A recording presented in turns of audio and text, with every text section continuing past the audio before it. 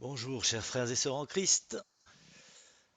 Alors, ce soir, je vous fais une petite vidéo pour continuer la précédente, qui était celle sur l'évangile du salut est simple à comprendre. Donc nous sommes là dans la partie 2, et je sais que la première partie s'est terminée un peu abruptement, et donc je vous propose de continuer sur ce que je m'apprêtais à vous dire. Et pour continuer mon propos, donc je vous dis simplement que il faut bien comprendre quelque chose, c'est que nous sommes dans une guerre de l'information. Nous sommes dans une guerre car nous avons des informations venant de Dieu et des informations venant de Satan. Et à un moment, il y a une rupture radicale entre ce que Dieu dit ici clairement, et que je vous ai cité dans la première vidéo, et ce que l'on a pu vous apprendre sur ces sujets. Personnellement, j'ai connu ce conflit interne pendant de longues années, jusqu'à ce que me soit enfin offert une explication rationnelle, qui venait remettre en ordre toutes ces contradictions. Car en fait, il n'y a pas de contradiction dans la Bible, mais de très mauvaises et de très nombreuses et mauvaises interprétations. Ma propre expérience est celle-ci. Une fois, j'étais simplement sur un forum et une personne a commencé à me dire que l'enfer n'existait pas. Et tenez-vous bien que tout le monde était sauvé et que tout allait bien se passer. Alors évidemment, ma première réaction a été d'exploser intérieurement face à ce que finalement cette personne me disait ce jour-là, qui était en totale contradiction avec tout ce que j'avais pu entendre préalablement. Et pourtant, cette phrase, de manière assez inexplicable, est restée gravée en moi pendant très longtemps. Et j'ai fini par comprendre que finalement, cette personne avait œuvré pour Dieu et était venue déposer en moi une graine, celle de l'espoir et celle finalement de m'insuffler la volonté d'en savoir plus sur Dieu. Et donc, poussé par l'Esprit de Dieu, j'ai continué mes recherches jusqu'à trouver de vrais enseignants indépendants et donc pas des professionnels de la religion, si vous voyez ce que je veux dire. Et donc ces personnes m'ont fourni enfin des explications qui faisaient sens. Et ces personnes, bien entendu, n'étant pas des professionnels et allant à l'encontre de tout ce que l'on peut entendre dans la profession, eh ben, ces personnes sont extrêmement isolées et finalement enseignent gratuitement, prennent sur leur temps, passent un temps infini à essayer de faire saisir un message qui finalement rencontre extrêmement peu d'écho. Et donc pour ma part, j'ai cherché dans les textes, chose que je n'aurais pas cru possible, dans les manuscrits, notamment en lisant le grec, non pas que je sois fort en grec, car en fait il n'y a pas besoin d'être un expert en grec pour pouvoir comprendre certaines choses basiques, notamment si l'on a de bonnes bases en grammaire ou bien qu'on a accès à des dictionnaires, on peut assez rapidement comprendre ce en quoi le verset qu'on a sous les yeux est défectueux. Et tout cela est encore plus facile avec Internet aujourd'hui, où vous avez tout un tas d'outils que j'ai pu vous montrer préalablement dans d'autres vidéos. Ce qui fait que, en vérité, il n'y a pas d'excuse à être ignorant sur ces questions. Et tous ces outils donc m'ont permis aussi de devenir de plus en plus méfiant vis-à-vis de certaines personnes qui parlaient, qui déformaient des versets, qui donnaient une interprétation d'un verset déjà basé sur une mauvaise traduction et secondo, qui s'évertuaient avec malice, ou je pense avec malice, de dénaturer le contexte, que ce soit de du chapitre en question ou même de l'épître en entier. Et donc il faut au moins lire l'ensemble des versets, et peut-être plus en amont, pour pouvoir saisir le contexte complet plutôt que de se fier à ces gens-là qui vous annoncent tout un tas de malheurs, bien sûr, si vous ne les croyez pas, parce que évidemment, c'est sur ce levier de l'enfer, du châtiment éternel, du risque de l'excommunication qui vont réussir à vous convaincre. Et combien de chrétiens finalement font cela, de faire ce type de recherche, d'aller aussi loin? Déjà qu'on se plaint que peu aillent à l'église.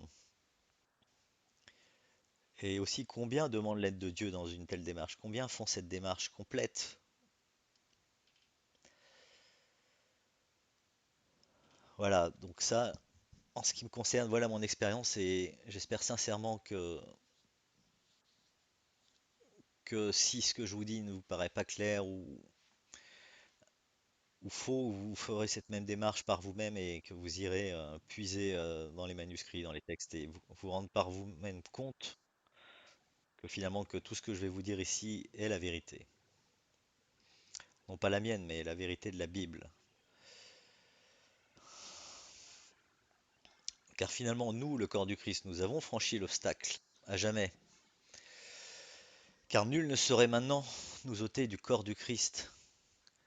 Car comme il est dit en Romains 8, verset 29, car ceux qu'il a préconnus, il les a aussi prédestinés à être conformes à l'image de son Fils, pour qu'il soit premier-né entre plusieurs frères. Pardon. Et ceux qu'il a prédestinés, et là quand il dit que Dieu nous a prédestinés, finalement, vous comprendrez bien que nous n'avons pas le verset qui dit et ceux que Dieu a prédestinés et, entre parenthèses, les élus. Et ces élus, bien entendu, ont accepté cette prédestination. Non, à aucun moment il n'est fait office, il n'est fait mention de votre volonté dans la matière. Donc, en verset 30, et ceux que Dieu a prédestinés, il les a aussi appelés. Et ceux qu'il a appelés, il les a aussi justifiés. Et ceux qu'il a justifiés, il les a aussi glorifiés. Donc, à aucun moment, comme vous pouvez le voir, vous n'êtes dans l'équation au sens de votre volonté, mais vous êtes finalement passif. Vous êtes le réceptacle de cette élection que Dieu a décidée pour vous. Et rien ne saurait nous ôter des mains de notre Seigneur Jésus-Christ. En Éphésiens 1, il est encore dit en qui vous aussi vous avez espéré, ayant entendu la parole de la vérité, l'évangile de votre salut, auquel aussi, ayant cru, vous avez été scellés du Saint-Esprit de la promesse. Et là, encore une fois, j'insiste sur le mot ayant entendu la parole de la vérité, c'est-à-dire que pour que l'élu prenne conscience de son statut, il faut déjà qu'il ait l'opportunité d'entendre cette parole de vérité. Et malheureusement, cette parole de vérité n'est quasiment plus professée depuis de nombreux siècles. Mais le fait que vous l'entendiez réveillera en vous certainement cet Esprit Saint qui était sans doute déjà là, qui n'attendait qu'à se réveiller. Et immédiatement, quand vous aurez réalisé cela, vous serez scellé du Saint-Esprit pour toujours. Le fait de sceller, c'est quelque chose de très fort, surtout si c'est Dieu qui vous a scellé. Et donc votre salut, en tant qu'élu, est gratuit, encore une fois, est définitif. Tout cela a été prévu. Pareillement, et contrairement à ce que beaucoup pensent, nous avons surtout l'Esprit de Christ avant d'avoir le cœur de Christ. Car comme il est dit en Romains 8, 8, et ceux qui sont dans la chair ne peuvent plaire à Dieu. Or, vous n'êtes pas dans la chair, mais dans l'Esprit. Si du moins l'Esprit de Dieu habite en vous. Mais si quelqu'un n'a pas l'Esprit de Christ, celui-là n'est pas de lui. Donc on voit bien qu'ici, une des conditions pour le savoir, c'est de savoir si vous avez l'Esprit de Dieu en vous. Et ça, c'est une chose que vous pouvez savoir de manière assez certaine. Et comme je viens de vous l'expliquer dans la première vidéo, et comme je le fais présentement dans cette vidéo. Donc le corps du Christ, si vous avez l'Esprit, si vous êtes dans l'Esprit, vous comprenez bien que le corps du Christ n'est pas dans la chair, comme c'est écrit. L'élu a compris que la chair n'est capable de rien d'elle-même. Il a compris que Dieu lui a fait grâce. Et qu'est-ce que la grâce si ce n'est un pardon immérité d'un condamné à mort? Et verset 10, il continue. Mais si Christ est en vous, le corps est bien mort à cause du péché, mais l'esprit est vie à cause de la justice. Donc, qu'est-ce que ça veut dire? Pour résumer, nos péchés ont été cloués à la croix. Nous sommes morts avec Christ sur la croix. Donc, évidemment, nous pouvons continuer à pécher, mais nos péchés ne nous sont plus comptés, car nous sommes morts avec Christ sur la croix. Et donc Dieu a accepté l'offrande du sacrifice de notre Seigneur Jésus-Christ comme notre rédemption à tous.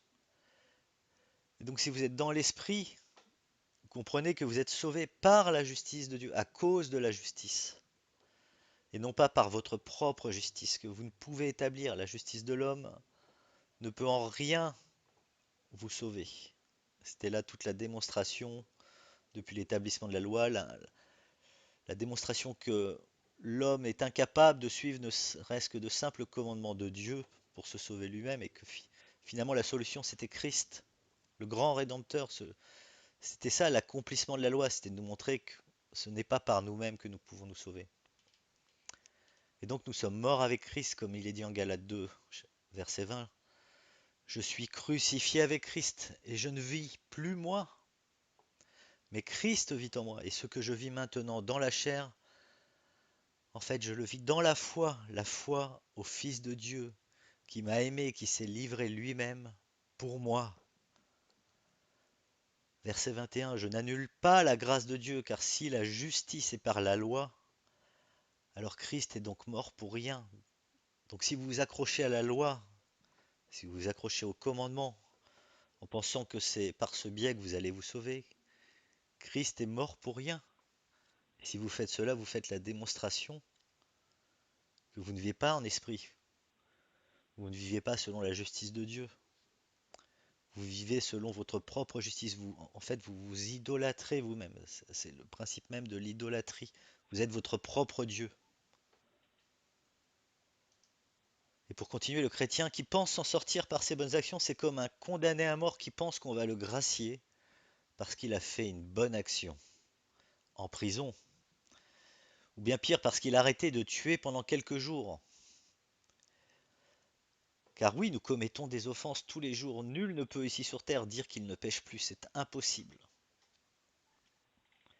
Mais marcher en esprit, c'est comprendre que notre salut n'en dépend pas. C'est ça la liberté en Christ. Encore une fois, le corps du Christ comprend qu'il n'a aucun mérite dans son salut et rend donc grâce à Dieu le cœur léger.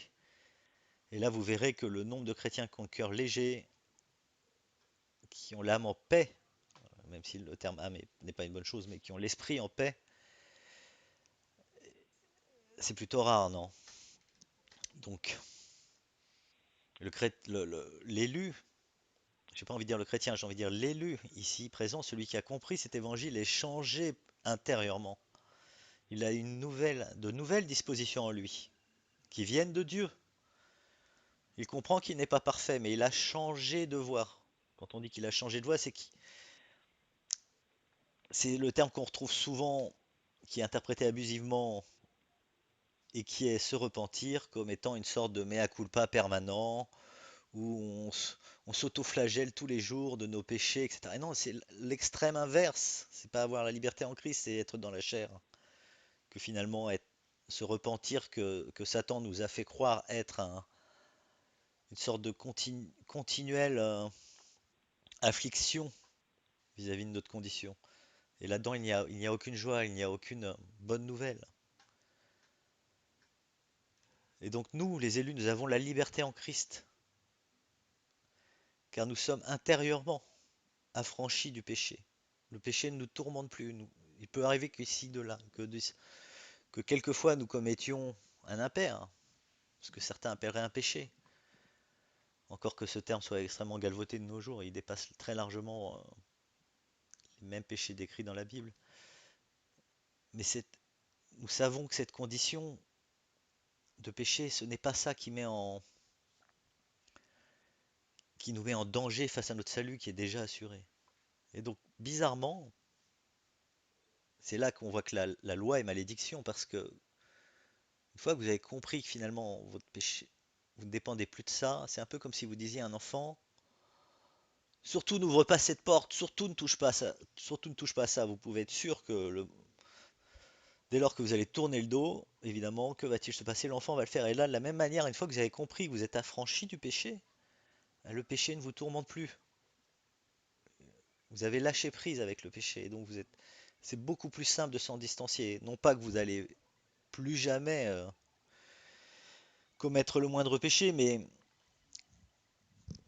c'est justement cette liberté qui fait que vous êtes ce que vous êtes, que vous êtes un élu. De la même manière, si vous avez un enfant et que vous lui dites obéis parce que ceci, parce que cela, mais que finalement il le fait dans la peur, au lieu de le faire par amour, vous comprenez bien qu'il y a un comportement qui est quand même plus souhaitable qu'un autre. Et évidemment, Dieu va pas nous punir, nous les élus, parce que nous avons commis des péchés, mais il nous voit comme ses enfants. Donc nous sommes dans un processus d'apprentissage. Et c'est très bien que c'est à travers nos erreurs que nous grandissons.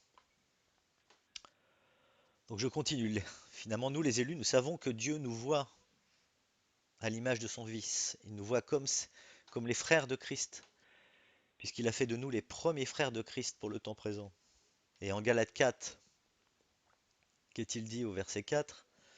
Mais quand l'accomplissement du temps est venu, Dieu a envoyé son Fils, né de femme, né sous la loi, afin qu'il rachetât ceux qui étaient sous la loi, afin que nous reçussions l'adoption, et parce que vous êtes fils, Dieu a envoyé l'Esprit de son Fils dans nos cœurs, criant, Abba, Père, de sorte que tu n'es plus esclave, mais fils, et si fils, héritier aussi par Dieu.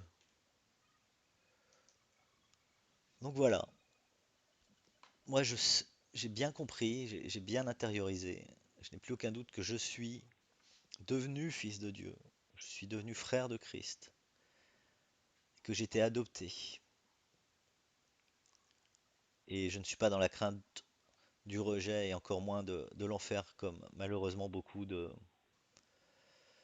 mes frères et sœurs qui se disent chrétiens et qui, bien sûr, heureusement, me rejoindront bientôt dans cette connaissance et dans ce sentiment de joie et de libération. Mais pour autant, me direz-vous, ben, que nous disent à ce moment-là tous les chrétiens comme par réflexe? Ben, ça veut dire que nous sommes libres de péché alors, on peut faire tout ce qu'on veut. Non, c'est pas du tout le propos et c'est pas du tout ce que dit Paul. Paul, en fait, les gens comprennent à tort et à travers, hein, enfin, confondent une exhortation avec un commandement. Et en fait, Paul nous exhorte à ne pas pécher, que ce soit pour ne pas donner une mauvaise image de Dieu ou, ou pire, éloigner ceux qui sont appelés. Paul ne dit pas, comme dans l'évangile des dieux juifs, que si nous péchons, nous risquons de perdre notre salut. Bien au contraire. En fait, il dit constamment l'inverse. Mais Paul souhaite justement que cette liberté que nous avons en Christ soit honorée de la meilleure manière possible. Et la seule conséquence à certains de nos péchés en tant qu'élus, en vérité, parce qu'il y en a une, hein, il y a une conséquence. C'est celle de perdre les récompenses que nous aurons au moment où nous serons, notre corps de corruption connaîtra le corps de gloire. Et pour faire crûment, ben voilà, quand chacun touchera la couronne de gloire, la couronne. Enfin, je ne vais pas vous faire l'exercice ici, mais il y a tout un tas de couronnes qui sont réservées selon vos accomplissements à travers la course que nous vivons aujourd'hui, maintenant sur Terre. Et encore, pour en arriver à une situation où finalement nous serions dépouillés de toute récompense, il faut bien comprendre que quand Paul en parle, hein, il mentionne finalement non pas des gens qui pêchent de ci, de là, comme vous et moi, mais il mentionne clairement des gens dont la condition est de pécher constamment. C'est-à-dire qu'ils en ont fait leur profession presque. Et là, on arrive donc dans des cas vraiment extrêmes, hein, que je ne vais pas m'attarder à décrire ici. Et pour en revenir au prix, donc que dit Paul en Philippiens 3 au verset 12? Non que j'ai déjà reçu le prix ou que je sois déjà parvenu à la perfection, mais je poursuis, cherchant à le saisir, vu aussi que j'ai été saisi par le Christ. Donc là, on comprend bien que Paul est esclave de Christ, il a été saisi par le Christ, il est poussé à faire tout ce qu'il fait. Il est, il est poussé à aller à la perfection, comme nous le sommes tous en tant qu'élus, à rechercher Dieu. Et tout cela, à quoi cela nous mène malgré tout? Parce que Dieu n'est pas injuste quand même nous sommes poussés. Il sait que l'être humain est mu par, par des récompenses. Et donc, il y a effectivement un prix qui nous attend. Et c'est pour ça que Paul a couru comme peut-être aucun homme n'a couru jusqu'ici. Du moins, nous ne le savons pas, mais clairement, quand on lit son trajet, nous sommes émerveillés de voir à quel point il avait l'Esprit Saint qui le poussait, Christ qui le poussait, mais non pas n'ait absolument aucun mérite en la matière, il a quand même fait des choses, il s'est quand même donné énormément de mal et il aura un prix pour cela. Et certainement pas une condamnation, comme beaucoup veulent nous faire croire. Donc pour continuer sur le sujet de la compréhension de la Bible, quand on se penche sur les textes sérieusement, donc sur les anciens manuscrits, ce qu'il ressort, c'est que finalement Dieu est comme attendu parfaitement logique. Mais quand je dis parfaitement logique, il faut pour cela avoir une clé. Et la clé, c'est de savoir que Dieu a établi des périodes où les règles changent. Et si vous voulez donc en savoir plus, je vous invite à voir ma vidéo sur les éons ou mes précédentes vidéos, notamment la première, pour mieux comprendre. Donc de même, Dieu nous a pourvus d'un sens logique. Et quand nos religions disent des choses qui s'entrechoquent, qui se contredisent, c'est que l'Église se trompe tout simplement. Ou pire, que l'Église nous trompe sciemment. Prêtre, pasteur, peu importe. Ou même pasteur en ligne, j'ai envie de dire.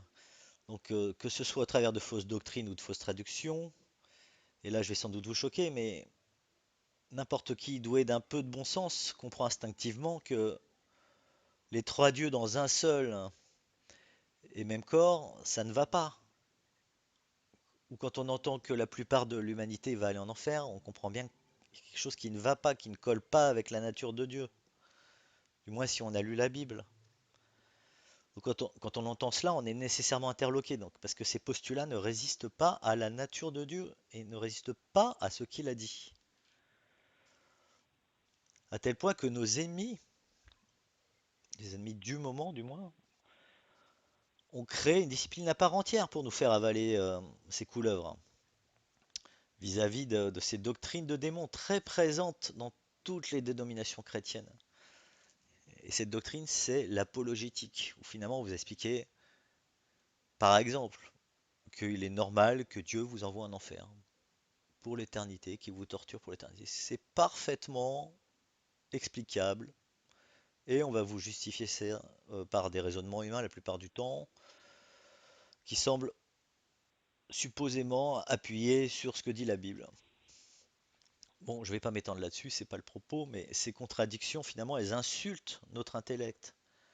Mais surtout, j'insiste là-dessus, ce sont des blasphèmes incroyables et absolus vis-à-vis de Dieu et de son Fils.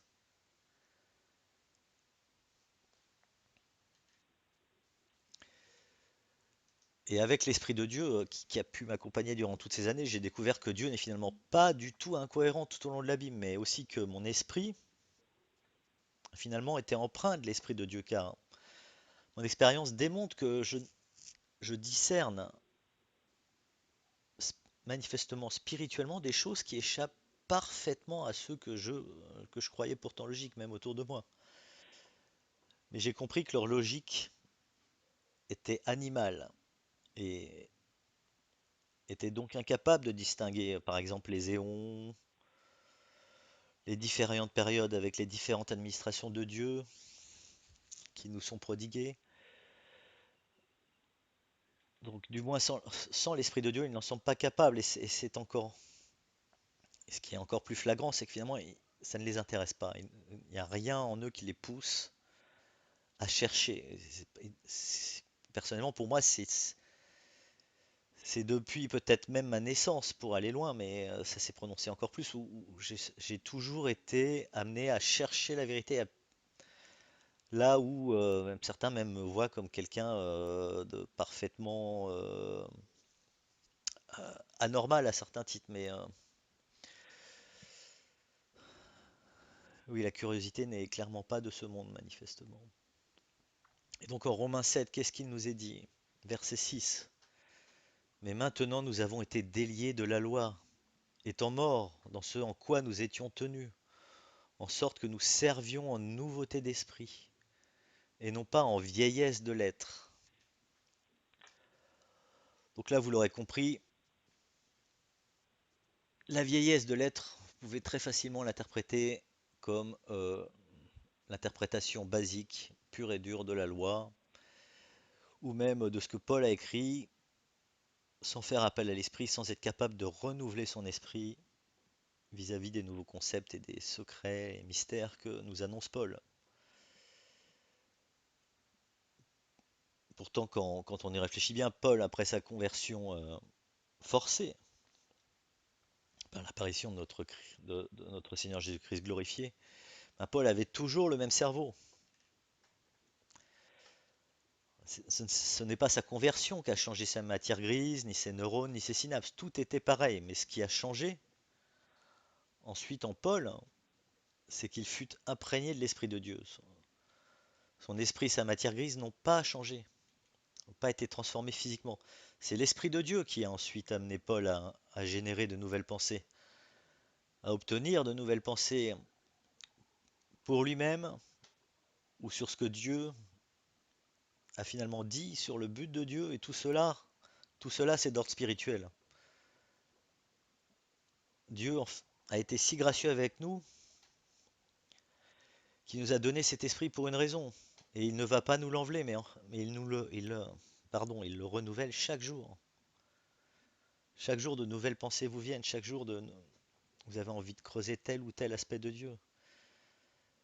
Et ainsi, nous les élus, nous avons une ascension intellectuelle vers une grande vérité, qui est celle de Dieu, dans tous les sens du terme. Et, et ces vérités, elles ont été écrites pour nous et elles nous sont rendues faciles à comprendre de par l'Esprit de Dieu. Et encore une fois, ce sont des vérités simples, ce en quoi nous avons quelque part la démonstration de la puissance de Dieu qui s'opère en nous. Car comment expliquer que finalement les gens autour de nous, que l'on croyait intelligents, ne soient pas capables de discerner des choses aussi simples que ce qui est écrit? Et cela a juste été rendu compliqué par les autres, par l'ennemi, pour les autres, pardon, par l'ennemi. Et vous savez que le mot Babylone, qui veut dire confusion, donc ce mot vient de la tour de Babel, où, où la confusion a permis la division des hommes. Babylone, je vais vous rappeler, a été le siège mondial de 3 royaumes. Et a priori sera aussi le siège du quatrième et dernier royaume. Et quel est le signe finalement de Babylone? C'est la confusion, et cette confusion que nous voyons régner chaque jour un peu plus dans le monde, bien que évidemment des révélations tôt ou tard vont bien évidemment arriver. Et là aujourd'hui, qu'est-ce qu'on voit? On voit le monde entier dans la confusion, mais nous avons la parole de Dieu parfaite, logique, droite comme une flèche, qui pour le temps présent nous vient de Paul. Donc voilà ce qui se passe quand on lit Paul, mes frères et sœurs. Il n'y a plus de parabole dans Paul. Il n'y a plus de secret, il le dit lui-même en Éphésiens 3:3. Il n'y a plus le langage voilé. Nous voyons maintenant clairement le Christ face à face. Il n'y a plus d'ombre, il n'y a plus d'allusion. Comme il est dit en 2 Corinthiens 3, verset 14. Mais leurs entendements ont été endurcis, car jusqu'à aujourd'hui, dans la lecture de l'ancienne alliance, ce même voile demeure sans être levé, lequel prend fin en Christ. Mais jusqu'à aujourd'hui, lorsque Moïse est lu, le voile demeure sur leur cœur. Donc là, de qui parle-t-il? Il parle de ceux qui sont toujours attachés à la loi, dont l'entendement a été endurci, qui sont toujours dans l'ancienne alliance, qui sont toujours à la loi, qui ne comprennent pas que Christ a accompli toute la loi, et que la loi prend fin avec Christ, du moins pour nous, pour le moment. Et donc verset 16, mais quand il se tournera vers le Seigneur, le voile sera ôté. Or le Seigneur est l'Esprit, mais là où est l'Esprit du Seigneur, il y a la liberté. Et donc est-ce que ces gens-là se tournent vers le Seigneur? Est-ce qu'ils sont en esprit, en train de se tourner vers le Seigneur, à essayer d'obtenir, à essayer de comprendre quelle est la liberté que nous avons en Christ? Non, pas du tout. Ils vous essayent de vous enchaîner tous les jours à la loi, comme on peut le voir dans, si je me souviens bien, Galates, où on voit ceux de la circoncision qui viennent pour asservir tous ceux qui ont été libérés par Christ, mais qui reviennent à essayer de les enchaîner avec la loi. Verset 18, or nous tous contemplons à face découverte la gloire du Seigneur, nous sommes transformés en la même image, de gloire en gloire, comme par le Seigneur en esprit. Et donc oui, nous-mêmes élus qui sommes sur terre, nous commençons déjà à voir les prémices de la gloire, nous commençons à comprendre ce qui nous attend et à comprendre la beauté de tout ce que Dieu nous a réservé à nous, les élus évidemment, mais aussi à tous à la fin des temps. C'est en quoi nous sommes encore plus libres.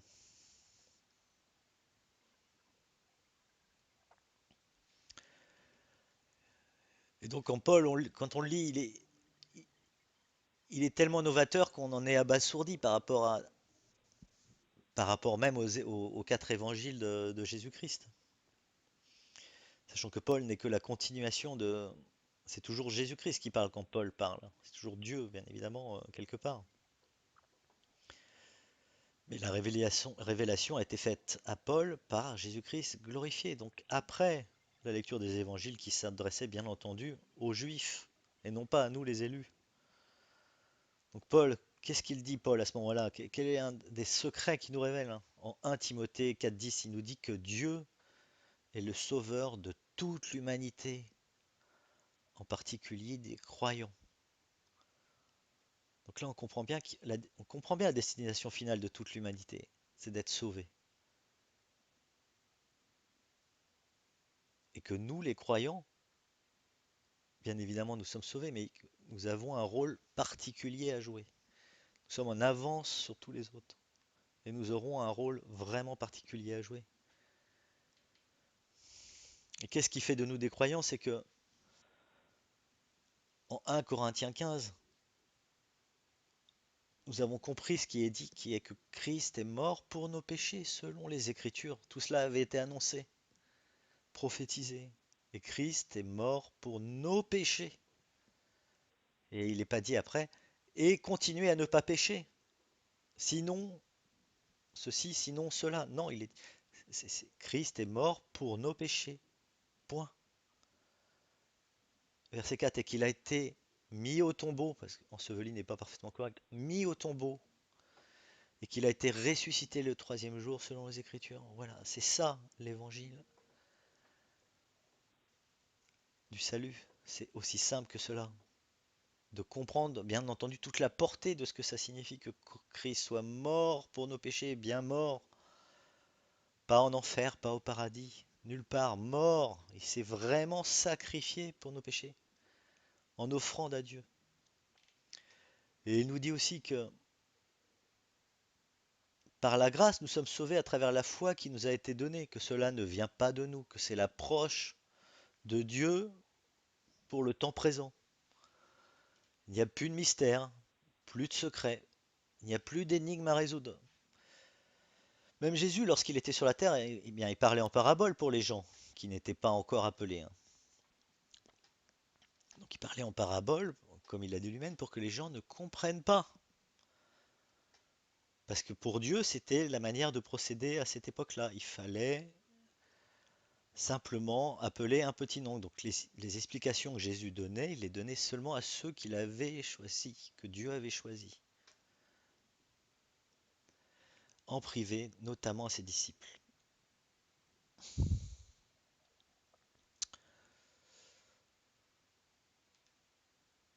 Bon, je comprends que ce que je dis peut amener à penser que je crois en la Trinité, mais non, je ferai un message, là, enfin, sans doute une vidéo là-dessus pour clarifier en quoi la Trinité est un concept faux et ce en quoi ça n'enlève aucune gloire à Christ, bien au contraire. Donc notre Seigneur Jésus-Christ, Christ, a élucidé les paraboles pour ses disciples, en privé, une fois qu'ils sont venus à lui en disant, mais qu'est-ce que vous voulez dire, Seigneur, par telle parabole ou telle autre? Par exemple, qu'est-ce que la parabole du semeur? Mais que dit Paul alors? Ben, Paul, lui, nous dit que nous voyons le Christ face à face. Paul nous dit aussi, je préférais parler 5 mots avec mon esprit plutôt que 10 000 mots dans une langue. Donc là, quand il parle des langues, bien sûr, ce sont ceux qui prophétisent, enfin qui parlent les langues de Dieu incompréhensibles, etc. Mais tout cela, en fait, comme il dit,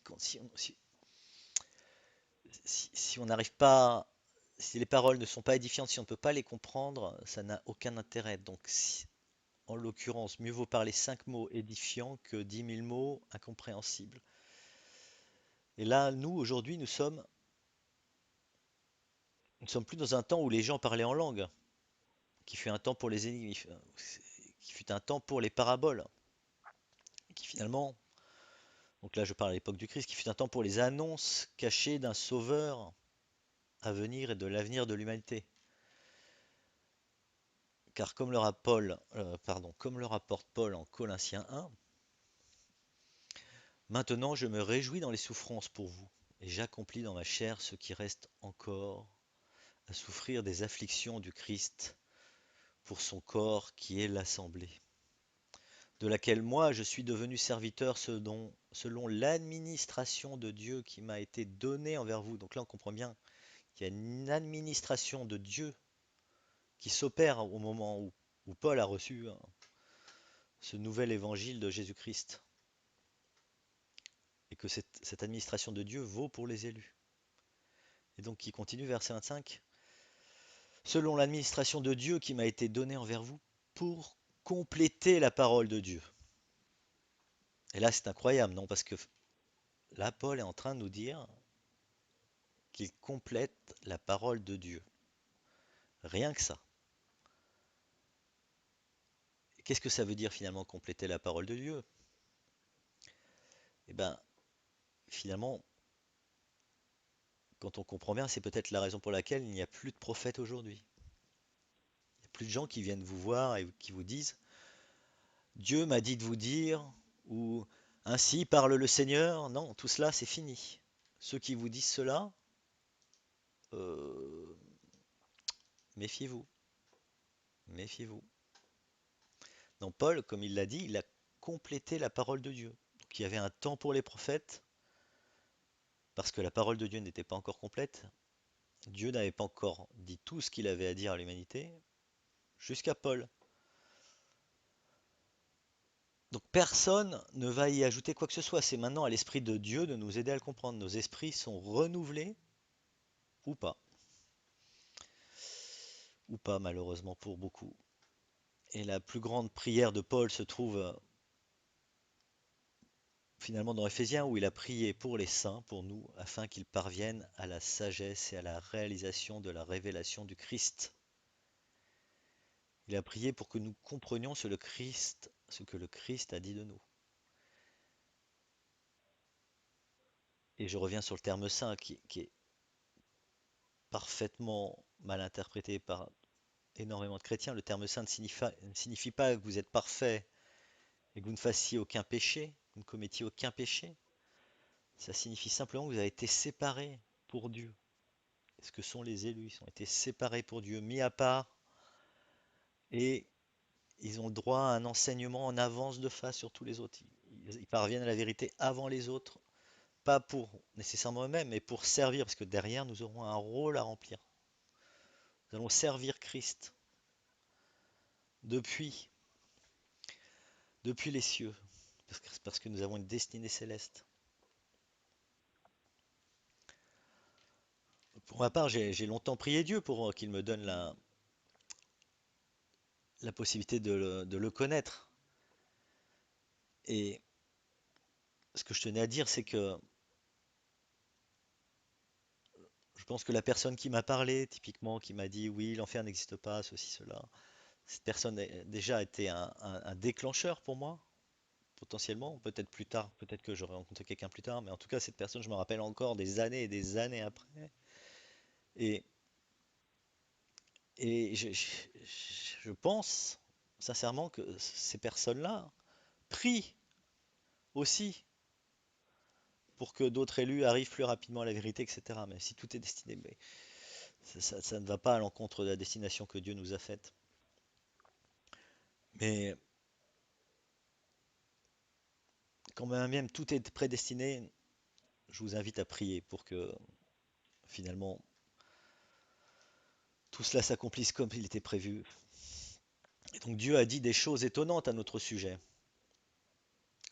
à nous qui avons été choisis par avance, avant le bouleversement du monde, pour occuper la place d'un fils, pour être parfait, pour être saint, pour être impeccable à ses yeux. Non pas que nous soyons impeccables, mais nous le sommes par la justice de Dieu.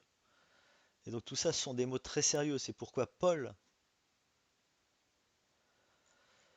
prie dans cette lettre en disant, je ne cesse de rendre grâce pour vous, faisant mention de vous dans mes prières, afin que le Dieu de notre Seigneur Jésus-Christ, le Père de gloire, vous donne l'esprit de sagesse et de révélation dans sa connaissance, les yeux de votre cœur étant éclairés pour que vous sachiez quelle est l'espérance de son appel et quelles sont les richesses de la gloire de son héritage dans les saints.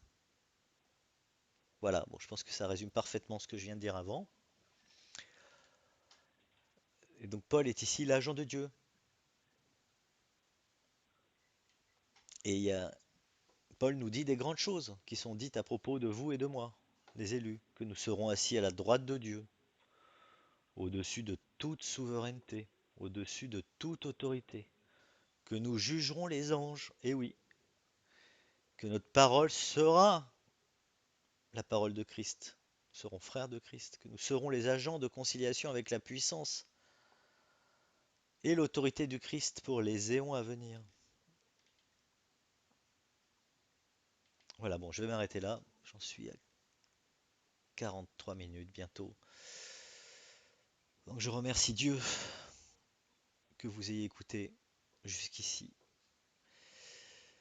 et que vous ayez eu l'opportunité de croire et de recevoir ce même don de la foi et de la vérité que celui que moi-même j'ai pu recevoir indûment. Et je rends gloire à Dieu pour cela et je rendrai gloire à Dieu pour les éons qui viennent, les 2 prochains éons et pour l'éternité. Et j'en finis quand même pour vous dire que si vous voulez en savoir plus, si vous cherchez des personnes qui étudient cela de manière beaucoup plus précise et qui en font, j'ai envie de dire, leur pain quotidien à destination des élus, de promouvoir la parole et de grandir dans la connaissance de Dieu, eh bien sachez que ce que je viens de vous dire là tout du long, j'aurais peut-être dû le dire au début, c'est grandement inspiré d'un épisode de Martin Zender. Martin, Zender, Zender.